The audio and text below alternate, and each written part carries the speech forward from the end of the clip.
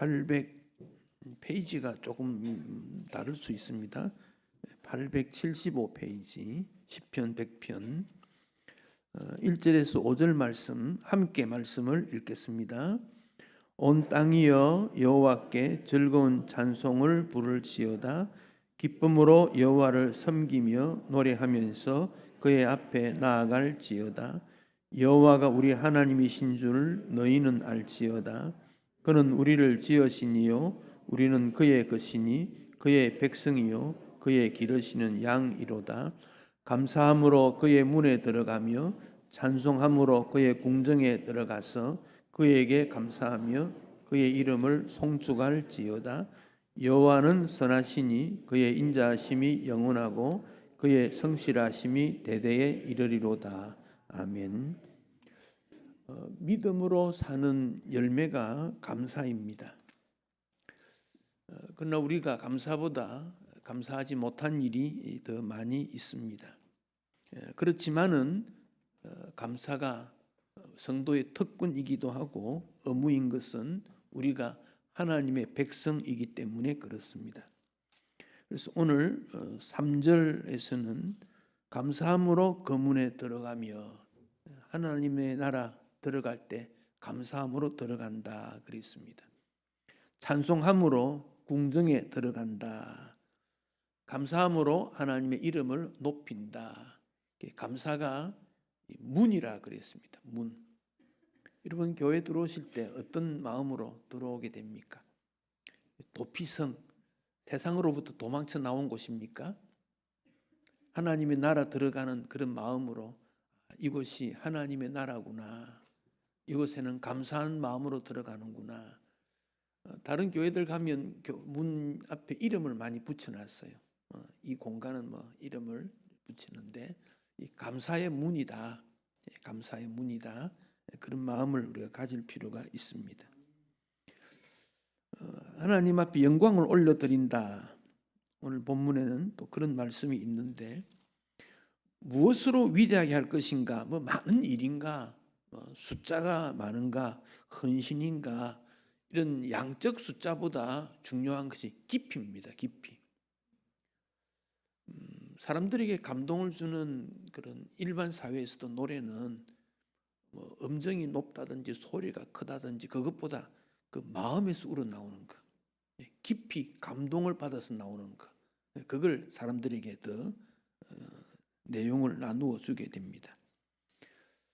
감사하지 못하는데 감사할 수 있다. 그건 어떻게 보면 비정상이다 하고 볼 수 있을 것 같습니다. 아무 일도 없는데 오히려 슬픈데 어떻게 감사할 수 있을까? 우리가 그런 생각을 하게 됩니다.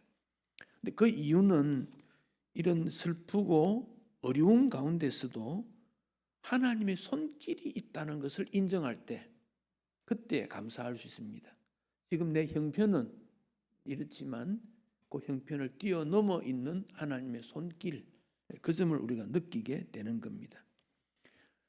무엇을 받는다기보다 이미 나에게 주어진 것, 하나님의 은혜, 이미 나에게 주어진 것, 그 점을 우리가 찾을 수 있어야 됩니다. 이미 나에게 주어진 것이 넉넉하다는 겁니다. 그 정도면 되었다는 겁니다. 친구 목사가 암이 있어서 한 3년 전에 수술을 했습니다. 그런데 수술하고 난 다음에 무슨 방사선 치료 이런 거 아닙니까? 그 당시 나와 있는 그 의학 방법으로 치료를 했는데 안 됐다는 거예요. 보통 치료하면 그 좋지 않는 세포도 죽지만 건강하고 좋은 세포도 같이 죽거든요. 그러니까 치료가 안 됐다는 거예요. 그 다음에 나오는 것이 표적 치료 이런 게 있잖아요. 그 암 세포만 딱 찾아가서 그 비용이 굉장히 많이 든다는 거지요. 근데 그 치료를 또 받았다는 거예요. 그런데도 치료가 안 됐대요. 이제는 더 이상 소망이 없구나. 죽을 준비해야 되겠구나. 그랬는데 그 다음 병원에서 또 연락이 왔는데 그 암에 대해서 지금 임상하고 연구하는 어떤 방법이 있는데 이게 마지막 방법이라는 거지요. 근데 검증되지도 않았지요. 그런데 그걸로 한번 치료해 보겠느냐 연락이 왔대요. 그래서 치료를 해보겠다고 갔대요. 이미 첫 번째, 두 번째 방법으로 병원비도 많이 썼고 더 이상 돈도 없고 두 번의 그 치료대 한 1억 정도 비용이 들었대요. 비용도 없고. 그런데 이 임상하는 거는 것은 국가에서 비용을 대주는 거라 개인에게 부담이 안 된다는 거예요. 근데 그것으로 회복이 된 거예요. 예, 회복이 된 거예요. 하나님께서 생명을 연장시켜 준 거예요. 한 3년 지났는데 다른 부분이 또 전이가 됐다 그래요.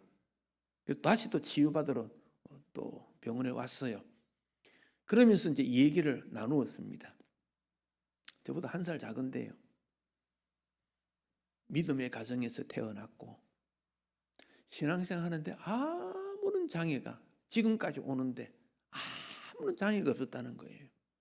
뭐 교회 안 나간다고 해서 뭐 박해하는 사람도 없고 오히려 안 나가면 그렇고 좋은 부모님, 믿음 있는 부모님, 장로님, 권사님 통해서 훈련을 잘 받았고 또 공부도 열심히 노력하고 또 목회지를 선택하는데도 뭐 어려움 없이 하나님이 길을 다 열어주시고 애미기는 성도 하나도 없고 이번에도 몸이 아파서 사임하겠다 그랬더니 장로님들이 끝까지 하시라고 그럴 필요 없다고 그래서 시간 못 나면 또 쉬기도 하고 뭐 자기는 아무런 문제가 없다는 거예요.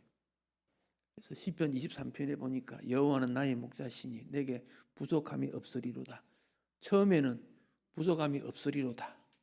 그렇게 이제 감사했는데 살아가면서 병이 와서 그 다음에 느낀 점은 내 잔이 넘치나이다. 부족함이 없을 뿐 아니라 넘쳤다. 지금 죽어도 아무 문제가 없다. 하나님 앞에 감사한 것밖에 없다. 그런 고백을 했습니다. 서로 은혜를 나누고 그랬습니다. 하나님과 동행하면서 감사하는 그 마음에 더 아름답게 빚어지고 하나님 앞에서 성숙한 그리스도로 만들어가는 겁니다. 여러분 오늘 주일을 지나면서 여러 가지들을 다 내려놓고 감사의 마음으로 전환이 돼야 됩니다. 교회 바깥에 나가면 감사치 못한 일 또 부딪혀 오겠지요. 그렇지만 내가 여기까지 인도하신 주님 앞에 감사한 것뿐이다. 이것을 이제 인생 경험이 아니라 젊었을 때부터 그 마음이 드러나면 얼굴이 밝아지고 기뻐지고 평화가 임하고 염려 걱정이 사라지고 그래서 이건 열매지요. 열매. 감사하는 게 열매라는 거지요. 뭐 고민할 게 많잖아요. 우리 생각 속에 당장 이것저것 그 고민할 필요도 없이 주님께 맡기고 주님이 이루어 주신다. 오늘 오후 제가 설교 제목을 1만 번 감사 그렇게 한번 제목 봤는데요. 하루에 한 번씩 이렇게 감사를 해보면 어떨까 그렇게 생각해 봅니다. 심리학자는 아주 유명한 배우, 영화 배우 그 영화 배우와 함께 커피 한잔 하는 거 하고 아무 경험이 없는 단순히 친한 친구 그와 커피 한잔 하는 거 하고 누가 더 행복하냐 질문을 던졌더니 사람들은 유명한 사람 아니고 아주 평범한 친구 어울리는 게 행복하다. 하루의 감사라는 거죠. 하루의 감사. 덴 후지다라고 하는 그 일본 사람입니다. 1926년생 한 100세 정도. 근데 이분은 이제 별세했습니다. 근데 이분이 1만 번 감사 이런 말을 했는데 그는 일본이 전쟁에서 패망하는 경험을 그는 보았습니다. 그때 일본 도쿄에 연합군 사령부가 도쿄에 본부가 설치될 때 그는 그때 대학생이었는데 그 일본어 통역관으로 아르바이트를 했다는 거예요. 그러면서 그가 가족들도 전쟁 중 잃었고 그런데 어머니가 교회 나갔대요. 그래서 어머니를 보면서 이런 어려운 시기에 신앙생활을 한다는 게 뭔가 그런 생각을 하면서 감사라는 것은 개인에게 주어진 게 다 다르지만 동일한 감사가 있겠다. 그런 생각을 하면서 그런 학생 때 사업을 시작하면서 일본 맥도날드 창업을 하고 토이저러스라는 회사를 설립을 하고 경영자로 인정을 받습니다. 그래서 그가 창의력을 가지고 기업을 여러 개 운영하는데 그에게 질문을 던졌습니다.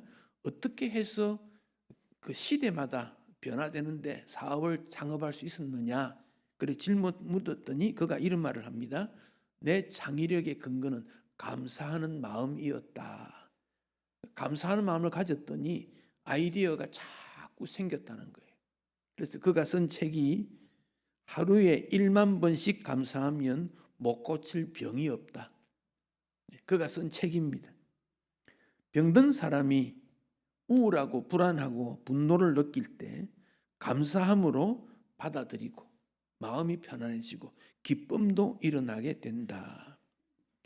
거듭되는 실패와 스트레스 속에서 감사를 선택함으로 건강을 지켰고 다른 사람과의 관계 속에서도 좋은 그런 일이 일어났다. 그래서 하루에 감사하는 것이 중요하다. 그런 말을 했습니다. 20살 되는 사람이 하루에 한 번씩 감사하면 7,120번 감사하게 돼요. 50살, 50년 사신 분은 하루에 한 번 감사하면 18,250번 감사할 수 있어요. 80세 되신 분은 29,200회. 그러니까 하루에 한 번 감사가 이게 쌓여놓으면 이게 엄청난 양이 되니까 1만 번 감사도 가능하겠다고 생각이 들어요. 그러니까 지금까지 살아가지 못했다면 하루에 3번 감사할 수 아니겠습니까? 아침에 일어나게 된 걸 감사하고 식사하는 것도 감사하고 일하는 것도 감사하고 그렇게 쌓여보면 숫자적으로도 많은 감사를 올라갈 수 있다고 생각합니다. 요즘 사람들이 한 달 살이를 좋아합니다. 장기 여행은 아니지만 한 달 동안 여행을 하게 되는데 체류형 여행 방법이지요. 호텔에 머물면 비용이 많이 드니까 임대 형태의 주거에 가면서 그 주변을 여행하는 거지요. 제가 그걸 보면서 한 달 감사는 어떨까? 한 달이라도 감사한다면 여러분 우리가 주님 위해서 어떤 봉사를 하게 될 때 1년 봉사는 좀 부담이 돼요. 과연 할 수 있을까? 무슨 일이 생기지 않을까? 그런데 한 달 봉사는 할 수 있거든요. 내가 한 달 해보겠다는 거, 한 달. 그러니까 한 달 해보고 또 한 달 연장해보고 그러면 이 봉사가 돼요. 한 달 섬김, 마찬가지로 한 달 감사는 어떨까? 결과를 보지 말고 먼저 감사의 행위를 통해서 하나님께서 더 좋은 것을 주실 거라고 믿음으로 한 달 감사. 1년 감사도 있습니다. 한 해 동안 지나올 때 수많은 일들을 우리는 겪습니다. 힘든 것도 있고 좋은 것도 있고 그런데 감사가 또 다른 감사를 이어갈 수 있다는 겁니다. 탈무드에 이런 말을 했습니다. 세상에서 가장 현명한 사람은 배우는 사람. 우리가 배운다는 마음을 가집니다. 가장 강한 사람은 자신을 이기는 사람. 가장 행복한 사람은 항상 감사하는 사람. 그래서 감사는 자기가 누군지를 발견함으로 말미암아 이루어지는 거다. 내가 누군지를 알게 되면 감사할 수 있다는 거지요. 그게 1년 감사의 모습입니다. 25년도를 여러분 지나오면서 나는 올해 어떤 감사의 내용들이 있는가 아마 조용히 한번 생각해 볼 의미도 있다고 생각합니다. 올 한 해 어떤 감사가 있었을까?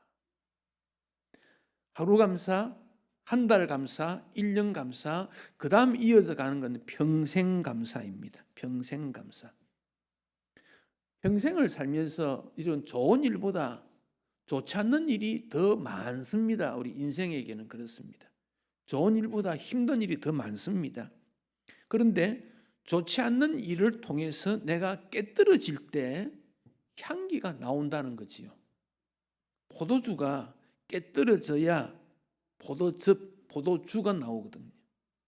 모략이라는 것도 그 나무가 깨어지면서 향기가 나온다는 거지요. 그 깨어지는 것을 우리가 너무 두려워할 필요가 없지요. 진정한 감사는 환경, 조건이 아니고 주님이 나와 늘 함께 하셨기 때문에, 다윗이 골리앗 이겼기 때문에 감사한 거 아닙니다. 하나님이 함께 하셨기 때문에.